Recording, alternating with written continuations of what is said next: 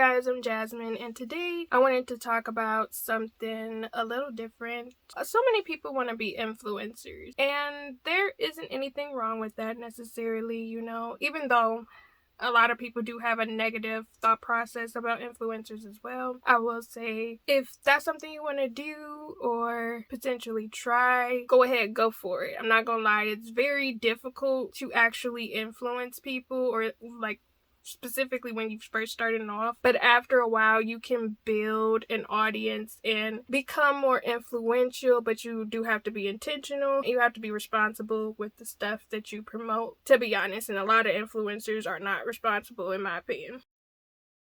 Which leads me to the topic of the day. There are so many luxury influencers, or people who do an exorbitant amount of hauls, where it's like $500 haul or $1,000 haul, and they'll be doing them back to back to back, which to me, absolutely insane work, because where are you getting this money from? And then there are people who invest in more luxury items, or who want to be luxury influencers, yet they can't afford to be a luxury influencer. I've seen so many people start luxury pages, whether it's TikTok, YouTube. I've seen so many people diving into that world. And for me, I'm always wondering what their job is, because there will be people spending $300 on one perfume, and then they'll be sharing more new perfumes that they bought over the course of the month or the next month. And I'm just like, I don't know. I don't get it. I'm not going to judge anybody for spending their money the way that they want to spend it. But at the same time, it's one thing if you can afford it. But there are so many people who cannot afford it. There's so many people who are spending all their money on these luxury items, whether it's perfume, purses, shoes, clothing, home decor, different things like that. And not only could it be problematic for you because it's your pockets, you know what I'm saying? If you can afford to buy these things, I'm not going to say why are you buying them, but at the same time, why are you buying them? And then it's also just the factor that I've noticed that I think the thing that gets me is reading the comments of some of these luxury individuals, because people will post in the comments, I can't wait to get to a point like this, or you inspire me to want to be an influencer, to get into the luxury bag. And then sometimes I will go and click on those people's pages because I'm curious. I'm like, is that your gig? And sometimes some people will actually be active, and I'll be noticing they're spending all their money on luxury items, even though they have a job at a fast food place or a retail place that's only paying like $12 an hour, if that. And it's something. I'm gonna just say it's something, because I get it, but at the same time, so my problem, I'll share with y'all what my problem is. I am a person that's all about quantity. So for me, if I'm buying stuff, to me it makes, so for example, $300. If I have $300, I'm not buying one thing, I'm buying multiple things. So if a $300 perfume comes out and it's a popular luxury perfume, I'm not buying $300 perfumes. I'm probably gonna buy maybe like 6 other perfumes, because that's 6 different videos I can do. Actually 12, because I could do a first impressions, and then I could do an actual review after wearing it for a while. And then I could do get ready with me's and stuff. And that's another thing too. I feel like people aren't really using their items. For example, it's a couple of influencers that I regularly watch, and I know that their perfume collection is way over probably 10K. And they'll even forget about perfumes that they have. They'll have maybe a handful of go-tos that they naturally will use, and all the other perfumes will just be sitting there. And just recently I found out perfume can expire. It's stuff like that where I'm just like, it's the same thing with luxury makeup. You only use so much of it, and it does expire. So many people, they'll keep their makeup, they'll use it maybe once or twice, and then they'll keep it for years. And keep in mind, makeup has a 6-month to 12-month turnaround. So if you're not using it, and depending on how old it is, sometimes it can cause bacteria. I'm not gonna hold you though. I'll be using old makeup. But I'm just saying, like, sometimes depending on the formula, it can cause you to have problems with your face and stuff like that, and you'll be wondering why you break out. It's like, girl, you using old makeup. Because it's happened to me before. But I will say, within people who do luxury content who can't afford it, or I should say, people who buy items that are luxury every month, multiple times a month, every single month, I always wonder, do they break even?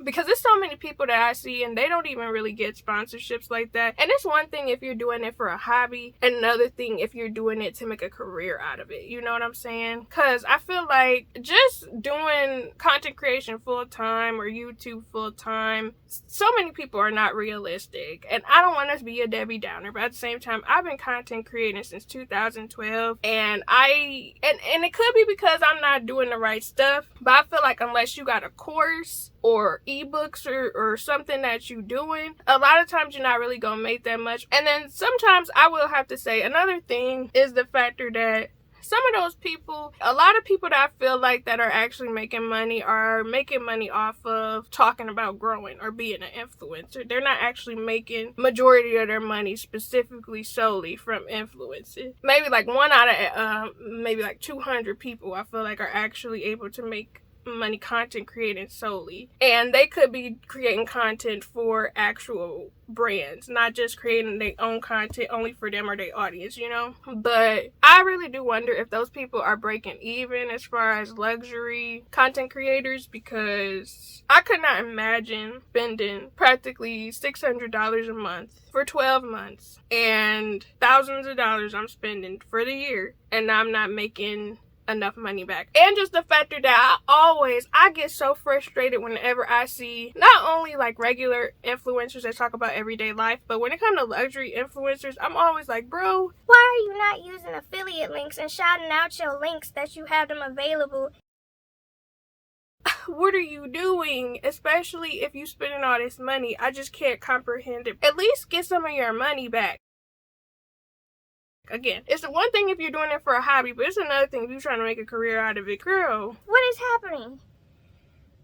Please. Because the luxury items, the affiliate sales on those probably are way more than regular, more affordable items, you know? But I don't know, you know, I'm a cheap girl. I'm a very frugal person, and don't get me wrong, I have come across some luxury items that I kind of would want myself, but at the same time, I don't have a budget for it. I could not, in my mind, I could not fathom spending $300+ on something unless I was using it every single day. And even then, I stay at home, I work from home, I don't go anywhere. So still, it's just like, I just don't understand how people do it, how people are being luxury influencers, especially when they technically should be on a budget.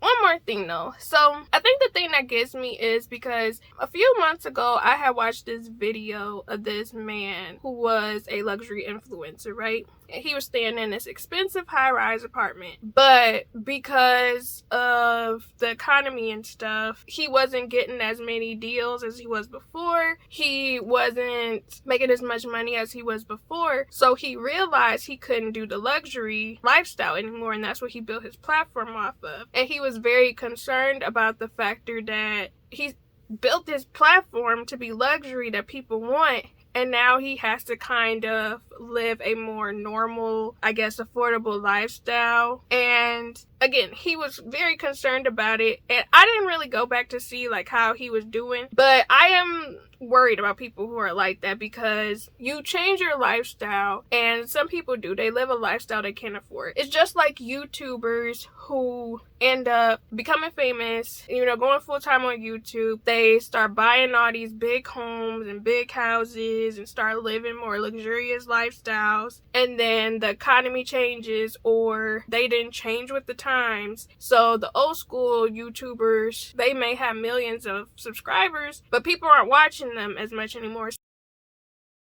So they're getting maybe 80K views now a video, which to me is not bad, you know what I'm saying? If I could make 80K, you know what I'm saying, a video, I would be good to go. But because they're living a different lifestyle now and they're making not as much money as they used to, they're not getting as many views as they used to, they're on the camera begging. I can't afford my way of living. It would be really nice if you guys could give money. Like, why don't you just put out some more content? Really work for your content. Just because you build up this audience does not mean that they're entitled to buy from you. Or it's just like that one woman on Instagram. She had so many followers, and then she launched, I don't know if it was a shirt or she launched something, and she ended up getting absolutely no sales, even though she had all those followers.